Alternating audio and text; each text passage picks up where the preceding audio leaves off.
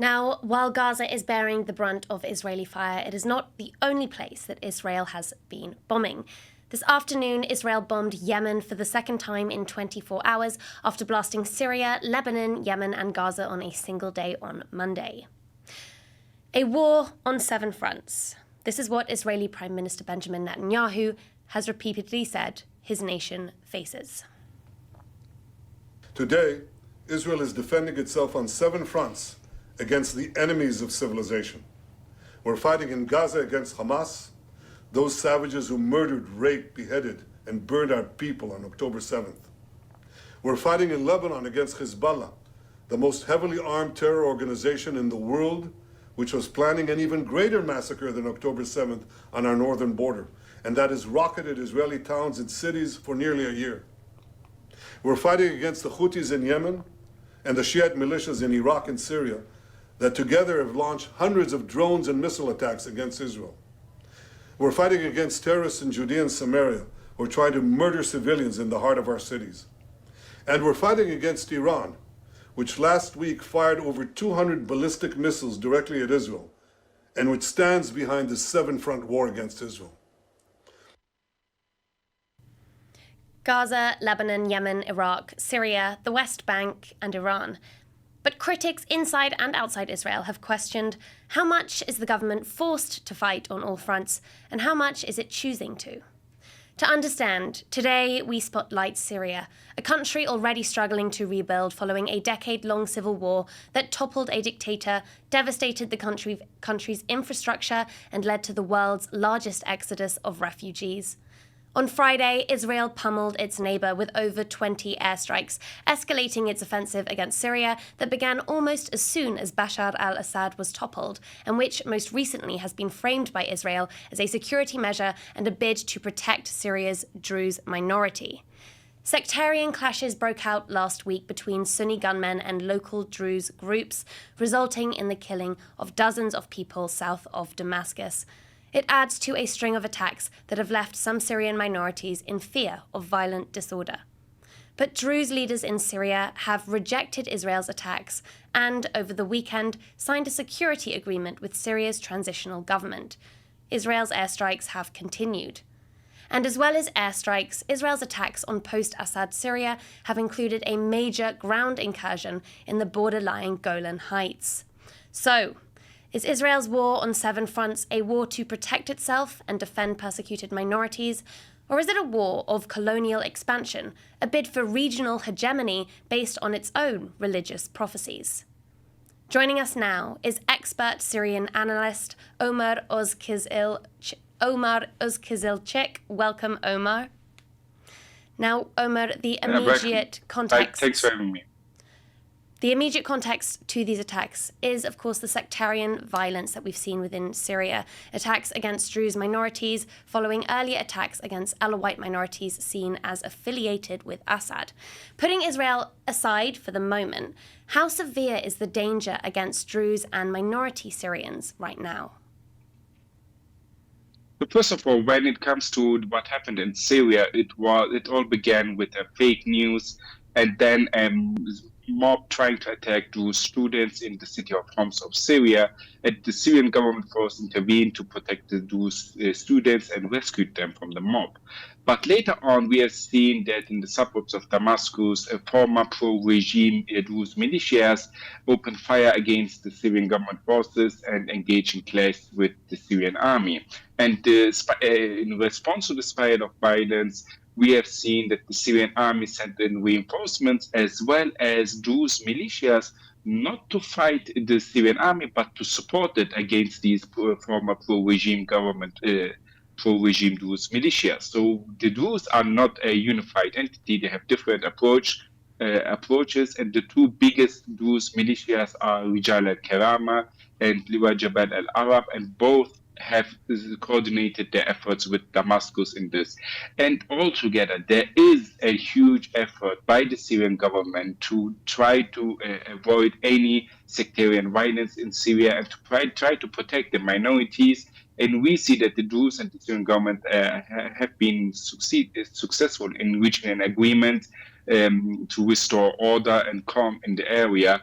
And these former pro-regime Druze militias have been disarmed now. Of course, Israel has said that its interventions were in response to this sectarian violence, and perhaps that the attempts by the government to protect minorities may be a response to their airstrikes. So if we look at where Israel has attacked and when Israel has attacked Syria, how sincere do their claims appear that they are launching these airstrikes in order to protect Druze minorities? Yeah, in terms of timing, it doesn't fit up because the Israeli airstrikes for the second time now, in order to protect the Druze, happened after the Druze and Damascus reached an agreement. So if it's in order to protect the Druze, why is Israel bombing Syrian locations and facilities after the Druze reached an agreement with Damascus and everything has been settled down? So this isn't to protect the Druze. And if it was to protect the Druze, then many among the Druze community ask where Israel was when ISIS killed over 250 Druze civilians in 2018. At that time, we haven't seen any effort by the Israeli Air Force to protect the Druze against the terror attacks of ISIS.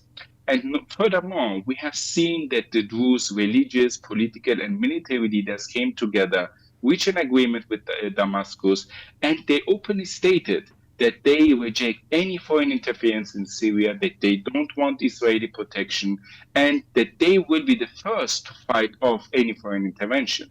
That being said, there is only one particular figure, namely Sheikh Hikmet al-Hajari, who has been portrayed as the religious leader of the Druze by the Israeli-affiliated media. However, in reality, he is one of the three main religious leaders in Suwaida among the Druze, and he was the only person who has called on Israel to protect them. And even he has been now sidelined, and he had to agree to the deal with Damascus as well. So all due to the pressure from other Druze actors. So all of these coming together, this is clear. This is not to protect the minorities or the Druze. Well, why then would Israel be launching these airstrikes in Syria, in your view? I mean, the Israeli airstrikes should be differentiated. One were to decimate the capability of the Syrian army after the fall of the Assad regime. We have seen hundreds of airstrikes in that regard to destroy the air defense systems, aircraft, radar systems, etc. But these recent airstrikes, which were claimed to protect the Druze, are more of an interference by Israel into the domestic political affairs of Syria, as Israel does not want a unified, stable, secure Syria with a strong Damascus. Israel believes that a divided Syria along sectarian and ethnic lines is the best way to keep Syria weak and unstable and to project further the Israeli regional ambitions and geopolitical ambitions and goals. It's the stated goal of Israel to prevent Syria from becoming stable. You describe this geopolitical strategy of destabilizing its neighbor by Israel. This week, we've also seen airstrikes by Syria against Yemen, against Lebanon. Netanyahu has talked about this war on 7 fronts. He would say that the attacks against Yemen and Lebanon are targeting Iran-backed militias. But there are people who question whether this escalation in the region reflects what you were just describing when you said Israel has a strategy, an explicit strategy in some cases, to destabilize its neighboring countries. Is this all part of that? Yes, obviously. And I think it is the most obvious in the case of Syria, because in the case of Lebanon and Yemen and the Gaza conflict, there were always some Israeli excuse and pretext. But in the case of Syria, there was literally zero aggressive action by the Syrian side against Israel. There were zero attacks from Syria towards Israel, and there was a state intention by the Syrian transitional government to respect Israel as a state and to go back to the 74 deconfliction line. And what we have seen now is a one-side aggression, an unprovoked aggression by the Israeli sides. And all of this, what's happening is more and more showing, especially in Syria, that the main goal of Israel is to be free in bombing wherever they want, whenever they want, and however they they want. And this is not an approach that's sustainable. This is a miscalculation on the side of Israel. What Israel is actually doing also with the Druze and in region is further pushing people towards their governments and encouraging and emphasizing and strengthening the governance in these states. Especially in Syria, we have seen that the Druze are now much more willing to make concessions towards Damascus and willing to make an agreement with Damascus due to the threat they perceive from Israel as well. And we see that the people in these regions, that they have lowered their demands from the new government in Damascus. So actually, it is a miscalculated policy. What Israel is doing is further enhancing the new Syrian transitional government to emphasize and strengthen itself and to manifest itself. Now, Israel or the Israeli government might say that it is not the only one to have made military moves in Syria since the fall of the Assad regime. Israel has pointed out that Israel has argued Turkey is trying to turn Syria into its protectorate after Turkey expanded its military presence in the north and has sought to neutralize Kurdish forces on its border. Is there any truth to Israel's claims that Turkey is trying to turn Syria into its own satellite state? So first of all, even if Turkey wanted to turn Syria into its satellite state, Turkey cannot. Because Syria needs funding, Syria needs economic rivalry, Syria needs a reconstruction, and Turkey doesn't have the funds to do that. Turkey doesn't have the power to do that. Secondly, the Syrian side is not a side that is willing to become the puppet of anyone. We have seen this for much time, even when the current Syrian president was only in the region of Idlib. He always made sure that to have an independency and to have an autonomous area from the Turks, even though he was heavily reliant on the Turks at that time. Now, with opening up, with the engagement with the Arab states, with the European states and the world, we see that Syria is becoming an independent state. From the Turkish perspective, it doesn't make sense to turn Syria into a puppet state, because if that would be the case, then Syria would not be a bridge between Turkey and the Arab world, which Turkey actually wants. Turkey wants Syria to be the opening gate into the Arab world. But if Syria is a puppet, it will become an obstacle in the relations between the Arab states and Turkey and will torpedo the Turkish normalizations with the Arab states in the region. So it's much more efficient for Turkey to have Syria as a real partner, as an independent state. And we have seen so far that Turkey has made sure to keep this distance towards Syria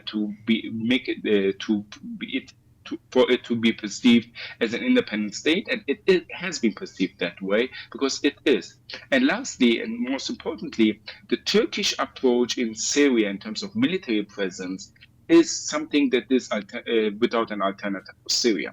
There is literally no alternative for Syria other than Turkey, who can establish a military presence in Syria as a security guarantor to protect Syria's airspace, to protect Syria's sovereignty, and especially to help Syria in the fight against ISIS. Because in the desert where ISIS militants still operate, there needs aerial surveillance, and the Syrian side doesn't possess this capability to have aerial surveillance. And Turkey, together with Jordan and Lebanon and Iraq, is willing to step in as the regional coalition to fight against ISIS. So the Israeli statements are not that Israel is fearing that Syria will become a Turkish protectorate. Moreover, Israel fears that if the Turks establish a base in Syria, that their freedom to bomb whenever they want, wherever they want, however they want, will be limited. So once the Turkish military and air force is present in Syria, it will be much more difficult for Israel to bomb the Syrian territory. That's the main issue. Now, quickly, before we wrap, the response from Syria's President Ahmed al-Sharaa has been fairly diplomatic. He's avoided escalatory language, although he has denounced the attacks. But despite this pretty measured response, Israel has continued its airstrikes. So I wonder, is there a limit to Sharaa's patience? How likely is Israel to face any retaliation for its attacks? Actually, this is also one part of the miscalculation on the side of Israel. So Israel claims that it has conducted these airstrikes to prevent a Turkish military base from being established in Syria. But actually now seeing the Israeli aggression, the Syrian side is much more eager to invite Turkey into Syria to establish its military base and is now rushing and trying to urge Turkey to be as fast as possible, even though there are some technical issues that need to be resolved before Turkey will deploy probably its military forces to Syria. So the Syrian side will very likely not retaliate against Israel, but keep this calm because Syria does not want a new escalation. The Syrians are fed up with war. The Syrians want to restore their country, rebuild their country, and rehabilitate as a society, as a nation. And what Syria would probably do is try to get in the Turks to protect them against Israel and to limit Israeli aggression. And once the Turks are in, I expect that the United States of America will come in and mediate a security mechanism between Turkey and Israel that will ultimately limit the Israeli aggressions against Syria. And then we will see a de-escalatory part emerging. Omer Özkazilcik, thank you for joining us at MEELive. Now, we can also look to Israeli officials to explain these attacks. Last week, Finance Minister Bezalel Smotrich stated, "The fighting will not continue. The fighting will not end until hundreds of thousands of Gazans leave and Syria is partitioned." But Druze leaders... There are often contradictions between Israel's diplomatic statements abroad and internal statements by government officials about whether the goal is inward security or outward expansion.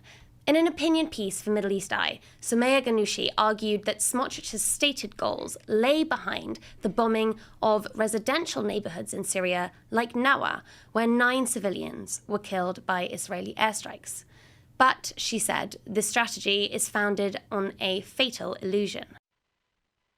Israel's position is unmistakable. There is no room for Syrian sovereignty. A nation reeling from decades of war is told it must sacrifice not only its independence, but its alliances, its memory, its voice. Yet something is stirring in Syria.